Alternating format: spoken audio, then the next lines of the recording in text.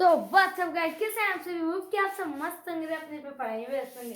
हम फिर से पढ़ने वाले हैं क्लास 5 का एक्सरसाइज 10.1 जो कि परसेंटेज में है। ठीक है, जो हम लोगों ने पहले पढ़ा था क्लास 5 का बुक, उसी में ये चैप्टर है 10.1 का परसेंटेज। ठीक है, तो आज हम उसको सॉल्व करेंगे।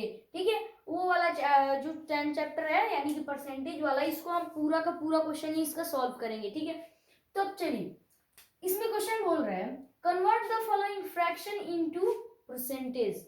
यानी कि अब देखिए, फ्रैक्शन मतलब क्या होता है कि बट्टे में जो भी संख्या है उसको हम फ्रैक्शन बोलते हैं। मतलब ठीक है, बट्टे में उसको हम फ्रैक्शन बोल रहे हैं। ठीक है, और इसको ही ऐसा इसमें कुछ करना है कि ये परसेंटेज में बदल जाए। अगर इसको अगर अच्छे से आपको समझना है तो आप वीडियो को फुल देखिए। ठीक है, और आपको समझ में आ जाएगा कि फ्रैक्शन से परसेंटेज में कैसे कन्वर्ट करते हैं। ठीक है, तो अब चलिए, अब यहाँ पे इक्वल टू देंगे। अब 3/4 है, 3/4 डालते हैं। अब इसमें क्या करेंगे, परसेंटेज। यानी कि देखिए, जैसे कि परसेंटेज का ये भी होता है, ये ऐसा संख्या ऐसा ये वाला जो चिन्ह होता है ये परसेंटेज का चिन्ह है। ठीक है, अगर यानी कि कोई भी संख्या के पीछे ऐसे चिन्ह है। ठीक है, यानी कि अब देखिए, अब जब ये परसेंटेज हटेगा, इक्वल टू दे के नीचे परसेंटेज हटाएंगे तो उसके नीचे 100 आएगा। ठीक है, यानी कि कोई भी संख्या हो, ठीक है, उसके नीचे 100 आएगा ही आएगा।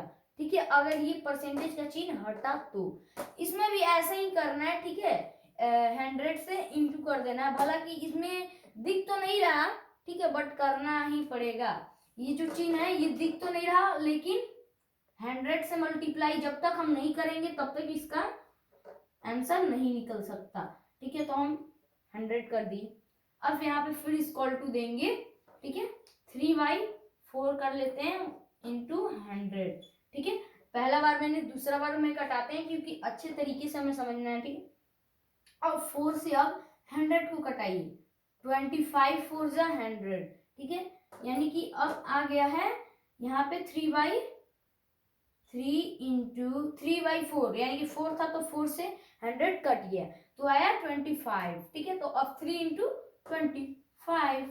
ठीक है, इसके बाद अब 25 से 25 में 3 से गुणा कर दी यानी कि मल्टीप्लाई कर दीजिए तो 75 आ रहा है।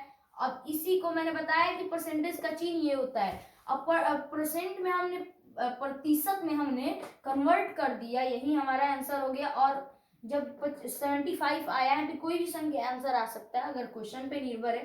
क्वेश्चन अलग होगा तो आंसर भी अलग आएगा। ठीक है, तो अब उसके अकॉर्डिंग यहाँ पे परसेंटेज तो हमेशा डालेगा ही डालेगा इसमें। ठीक है, तो अब यही हमारा आंसर है। ठीक है, तो बहुत इजी क्वेश्चन है। ठीक है, वैसे ही क्वेश्चन नंबर बी भी बनाएंगे। ठीक है, अब चलिए 7/2, ठीक है, इंटू 100, जैसे हम लोगों ने 100 से किया था यहाँ पर भी करेंगे। ठीक है, अब वैसे ही 7/2 इंटू 100। ठीक है, ये इक्वल टू है, मतलब एक बार में हम नहीं कटा रहे हैं, दूसरा बार हम लिख के कटा रहे हैं। ठीक है, क्योंकि हमें अच्छे तरीके से दिखे और समझ में भी आए। ठीक है, ये दोनों अलग नहीं है, सेम ही है, बस यहाँ पर इक्वल टू है। ठीक है, इज इक्वल टू है। ठीक है, तो अब चलिए, अब यहाँ पे कटाएंगे। 2 से 100 को 52 जा 100 कट जाएगा। ठीक है, 7 इंटू 5 50। ठीक है, 5 और 0 50। ठीक है, 7 इंटू 50, 7 इंटू 50 हो गया। अब इसको मल्टीप्लाई कर देंगे, 7 5 जा 35 और ये जो 0 है लगा देंगे यहाँ पे। ठीक है, अब इसको हम परसेंटेज में डाल देंगे ऐसे, यही आपका आंसर हो गया। ठीक है, आपका आंसर है। बहुत इजी क्वेश्चन, बट चलिए, आई होप कि क्वेश्चन आपको समझ में आया होगा। तो वीडियो करते ही पता मिलता है नेक्स्ट वीडियो में, तब तक के लिए जय हिंद जय भारत। मैं क्वेश्चन आप सबके लिए छोड़ दे रहा हूँ क्योंकि आपसे